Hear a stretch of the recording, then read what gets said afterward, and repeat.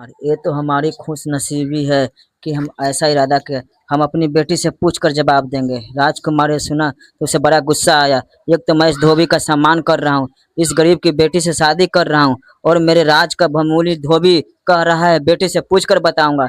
लेकिन ये हृदय का मामला था। उसने उसका उस लड़के से प्रेम हो गया था। जो धोबी का बात बर्दाश्त कर लिया। धोबी से साफ कर दिया, मुझे इनकार सुनने की आदत नहीं है। इनकार करने पर मैं तुम्हारे पूरे खानदान को कारागार में डाल दूंगा। जैसे दौड़ते कांपते आए थे वैसे लौटते कांपते अपनी लड़की से कहा, राजकुमार तुमसे विवाह करना चाहते हैं और तूने मना किया तो हम जान से हाथ धो बैठेंगे। लड़के कहे, ठीक है माँ, मैं राजी हूँ, लेकिन राजकुमार से कहिएगा मेरी 4 शर्त है। खुदा का सुन ले, मंजूर है तो बारात लेकर आ जाएं। अगले दिन धोबी राजकुमार महल गया और लड़की का संदेश पहुंचाया, और कहीं राजकुमार गुस्से में आकर सिर धड़ से अलग ना कर दे। धोबी की बेटी इतनी हिम्मत राजकुमार के सामने शर्तें रखें। राजकुमार पहले तो ये सुनकर बहुत गुस्से में आया, तलवार से धोबी को खत्म से कर दूं, लेकिन फिर उससे प्रेम था और दूसरा उसे जिज्ञासा हुआ कि ये धोबी की लड़की क्या क्या शर्तें रखती है। राजकुमार उसी वक्त धोबी के साथ उसके घर पहुंचा। 2 कमरे का मकान था। नीचे धोबी, उसके माँ और पत्नी रहते थे, और ऊपर की मंजिल पर लड़की।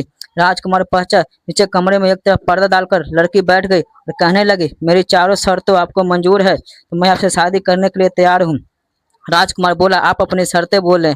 ये धोबी की लड़की बोली, मेरी पहली शर्त, मैं आपके महल में रात नहीं गुजारूंगी, सुबह जाऊंगी, शाम को वापस अपने घर आ जाया करूंगी।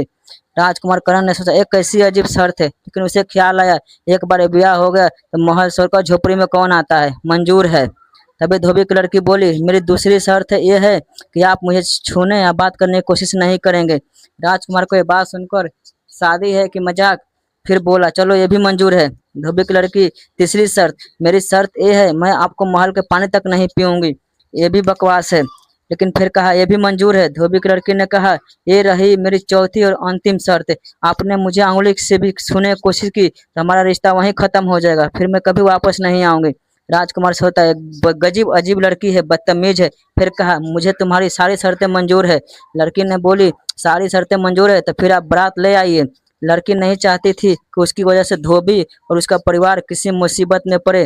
राजकुमार 2-4 दोस्तों के साथ लेकर धोबी घर बारात लेकर चला गया। फेरे पड़वा कर धोबी की बेटी को महल में ले आया। लड़की साड़ी पहन रखी थी और बड़ा सा घूंघट निकाल रखा था जिसमें उसका चेहरा पूरी तरह छुप गया था।